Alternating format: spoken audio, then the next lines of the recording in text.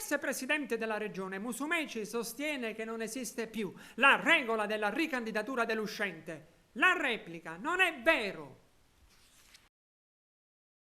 Intervenendo a Catania, il ministro Nello Musumeci ha sostenuto che nel centrodestra non esista più la regola che prevede la ricandidatura del presidente della regione uscente.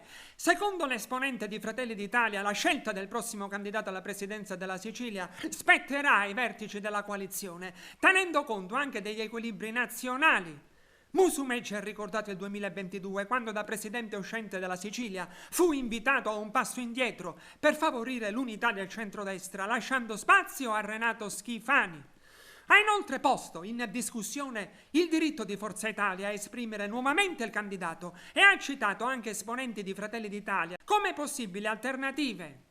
Schifani non ha replicato le dichiarazioni, ma dagli ambienti vicini al governo regionale è contestata la ricostruzione di Musumeci sulla presunta fine della regola dell'uscente.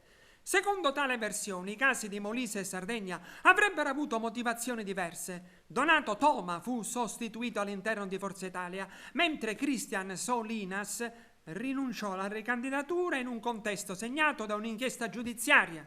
A smentire ulteriormente la tesi di Musumeci sono citati 8 presidenti della regione ricandidati dal centrodestra: Fontana, Fedriga, Marsilio, Bardi, Cirrio, Tesei, Acquaroli e Occhiuto.